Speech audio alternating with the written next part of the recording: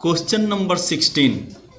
बाबू question number 16 में कह रहा है there are several condensers each rated as 4 microfarad and 110 volt. बहुत सारे कैपेसिटर्स दिए गए हैं जिसका रेटिंग है 4 माइक्रोफैराड और 110 volt. How many such condensers are required to form a condenser marked as 6 microfarad and 220 volt. तो ऐसे कितने सारे कंडेंसर्स का उपयोग करके हम लोग एक कैपेसिटर बना सकते हैं जिसका रेटिंग 6 माइक्रोफैराड और 220 वोल्ट हो जाए।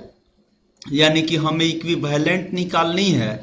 इक्विवेलेंट की कैपेसिटी 6 माइक्रोफैराड होनी चाहिए और उसकी पोटेंशियल डिफरेंस 220 वोल्ट होनी चाहिए। तो बाबू कुछ ऐसा दिया हुआ है, रेटिंग ऑफ ईच कैपेसिटर, प्रत्येक कैपेसिटर की रेटिंग जो है दी गई है 4 माइक्रोफैराड 110 वोल्ट। अब हम जानते हैं कि 4 माइक्रोफैराड और 110 वोल्ट के बहुत सारे कैपेसिटर्स दिए गए हैं, जितना मर्जी हो उतना हम यूज कर सकते हैं। लेकिन हमें बनानी क्या है, तो 6 माइक्रोफैराड और 220 वोल्ट पोटेंशियल डिफरेंस वाली इक्विवेलेंट कैपेसिटी लानी है। तो हम जानते हैं जब सीरीज ग्रुपिंग में जोड़ा जाता है ना कैपेसिटर, तो उस वक्त पोटेंशियल डिफरेंस बढ़ जाती है।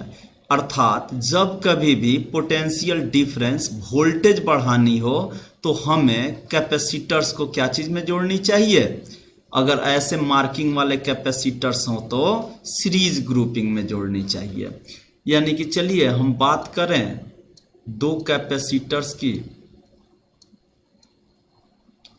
यहाँ दिया हुआ है 4 माइक्रोफैराड कैपेसिटी, दोनों की हो जाएगी 4 माइक्रोफैराड कैपेसिटी, और यहाँ 110 वोल्ट है पहले की, दूसरे के भी 110 वोल्ट ही होगी, सबका तो सेम है। अब इसका इक्विवेलेंट हम निकालते हैं बाबू, तो 4 और 4 का दोनों सिमिलर हैं तो याद है CS बराबर क्या होता था, C0/N हो जाता है। यानी कि ये हो जाएगी 2 माइक्रोफैराड, लेकिन पोटेंशियल डिफरेंस क्या रहेगी, 220 वोल्ट हो जाएगी, क्योंकि 110 वोल्ट पहले का और 110 वोल्ट दूसरे का, दोनों मिलकर के क्या बना दिए 220 वोल्ट। तो बाबू हमें जो चाहिए 220 वोल्ट, 220 वोल्ट तो हमें मिल गया, लेकिन हमारी जो कैपेसिटी है वो घट गई है, 2 माइक्रोफैराड है।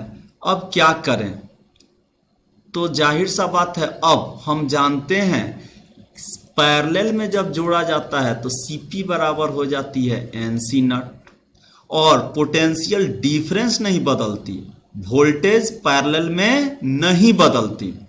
तो पैरेलल में अगर जोड़ दिया जाए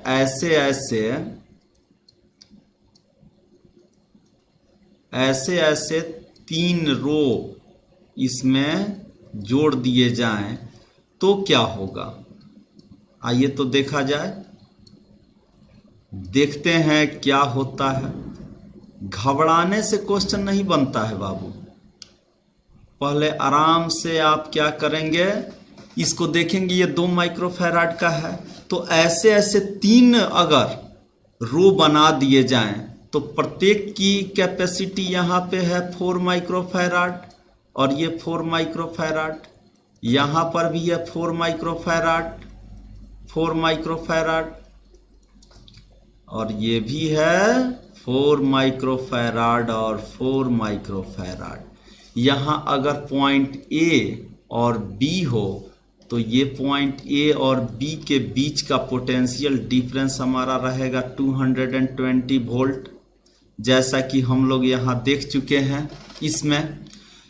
तो अब हम बात करें तो बाबू इन दोनों का ऊपर वाले जो फर्स्ट रो है ये रो 1 है, ये सेकेंड रो है और ये थर्ड रो है। तो फर्स्ट रो की इक्विवेलेंट कैपेसिटी क्या होगी? तो ये 2 माइक्रोफैराड अभी हम लोग ऊपर देख चुके हैं, ये हो गई 2 माइक्रोफैराड। फिर इसके नीचे वाली भी हो जाएगी 2 माइक्रोफैराड, फिर उसके नीचे भी थर्ड रो भी हो जाएगी 2 माइक्रोफैराड। और इस तरह से हमने देखा कि अब 6 लगाए हैं तो उसके बदले में हमारा क्या आ गया? 3 आ गया। और यहाँ पे हो गया 220 वोल्ट। ये तो पोटेंशियल डिफरेंस मेंटेन रहेगी ए और बी के बीच, है कि नहीं? अब इसका इक्विवेलेंट होगा, ये तीनों को हटाएं और एक सिंगल कैपेसिटर यहाँ इसके बदले में देखें इसकी इक्विवेलेंट कैपेसिटी। तो पैरेलल में क्या होता है, अभी हम सिखाए हैं CP बराबर NC नट होती है। तो यहाँ 3 × 2 माइक्रोफैराड यानी कि 6 माइक्रोफैराड हो गई। और यहाँ की पोटेंशियल डिफरेंस भी कितनी है बाबू? जो रिक्वायर्ड है 220 वोल्ट। यानी कि जो हमें चाहिए था 6 माइक्रोफैराड कैपेसिटी चाहिए था और 220 वोल्ट हमारा potential difference that is voltage चाहिए था, तो हमारा मिल गया। लेकिन ये कब आया? जब हमने 6 कैपेसिटर्स को जोड़ा। तो आंसर क्या हो जाएगा बाबू? 6। यानी कि हम लोग अगर 6 कैपेसिटर्स को ऐड करें अकॉर्डिंग एज द फिगर, तो हमारा आंसर क्या हो जाएगा? आ जाएगा। क्लियर? उम्मीद है समझ में आ गया होगा।